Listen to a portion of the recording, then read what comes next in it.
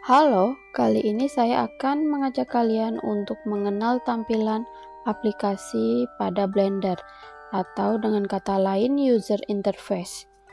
Yang pertama, ini adalah menu ya. Jadi dari file, edit, render, window, dan help ini masuk dalam kumpulan menu. Sementara di dalam file ini berisikan sama halnya dengan aplikasi Illustrator, Photoshop ya. Ada membuka objek baru, lalu open project yang pernah kita bikin, lalu save hingga copy. Lalu di sini ada mengimpor data-data dari beberapa format ya. Yang sering kita gunakan adalah SVG untuk mengimpor gambar. Lalu edit, undo, reundo ya. Lalu window, render. Render ini ada render image untuk foto ya, lalu untuk animasi. Ada render audio. Yang sering digunakan adalah render image dan animasi. Lalu window ya, helps ya.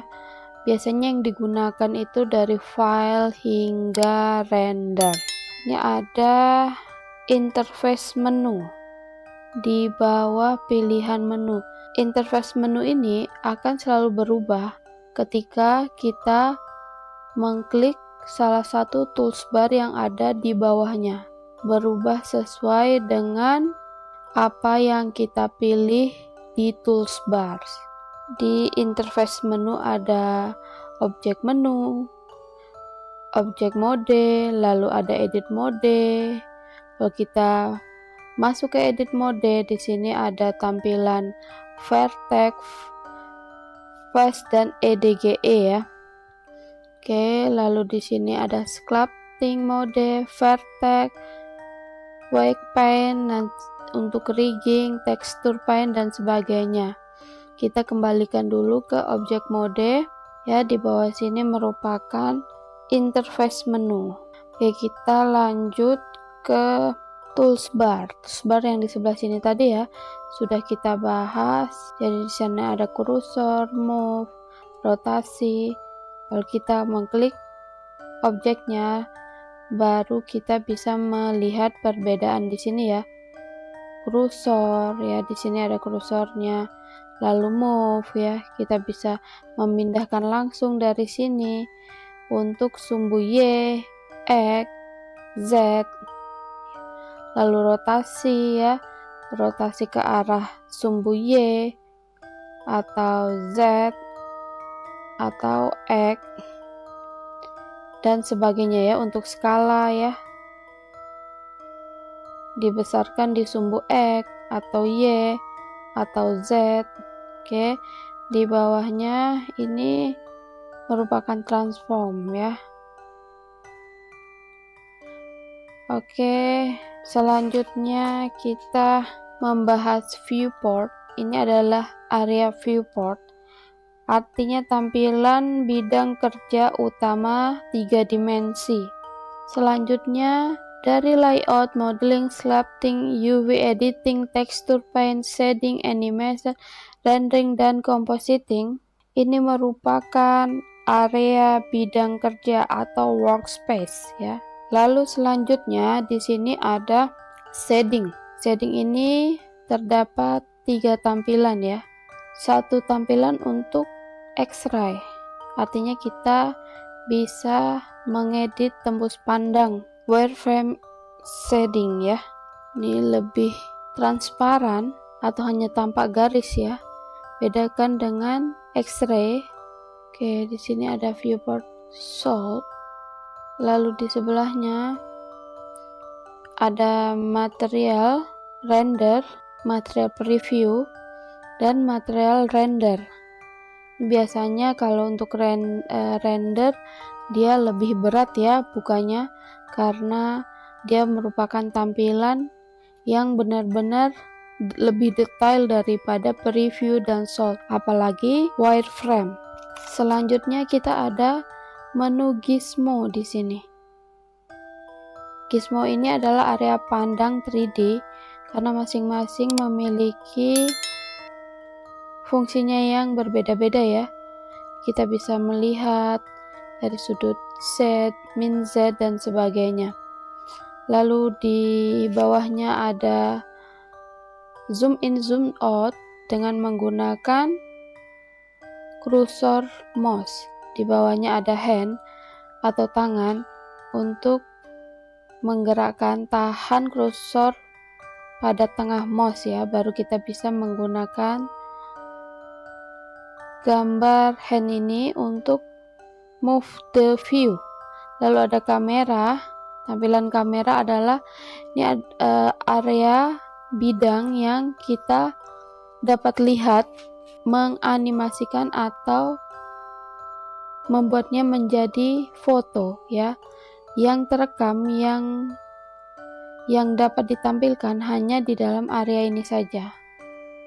Oke, seperti itu gizmo. Lalu ada panel properties. Ini panel properties isinya paling banyak. Saya akan menjelaskan secara singkat ya, dari tools ya. Ini origin, lokasi ya. Oke, lalu render. Di sini render ada 3 jenis ya. Workbench, cycle, dan EV. Kalau untuk komputer yang tidak terlalu kuat, cukup EV saja, tapi tentu saja akan mempengaruhi tampilan ketika kita merendering. Lalu di sini ada viewport, render. Oke, ini semua untuk tampilan hasilnya ya. Misalnya belum ini untuk pencahayaan. Oke, nanti dicoba-coba saja. Lalu untuk transparansi dan sebagainya. Oke, untuk outputnya ini settingan ketika kita merendering ya. Biasanya kita setting adalah lokasi tempat penyimpanannya, lalu pilihan fotonya atau video. Di sini untuk video ada AVI, JPEG, AVI RAW, dan FFmpeg video. Untuk image-nya banyak sekali ya, dari BMP, PNG, JPEG. Lalu ada yang jarang kita gunakan ya, seperti TIFF, OpenEXR, dan sebagainya. Itu tergantung kebutuhan masing-masing saja. Lalu nanti ada color mode yang biasanya kita atur untuk tampilan rendering foto. Lalu ada metadata, node, post processing. Ini akan selalu berubah ya kalau ketika kita pilih video. Ini bawahnya juga settingannya akan berubah. Di sini ada encoding ya, ada kontainernya, ada MPEG-1, QuickTime, AVI, dan sebagainya. Itu diatur lagi. Untuk tampilannya ada H264 atau MP4, ada QuickTime, dan sebagainya. Oke,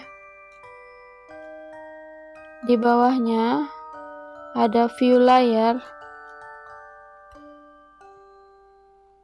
Oke, lalu di bawahnya lagi ada kamera, gravity, simulasi, dan di bawahnya ada tampilan untuk background belakangnya ya.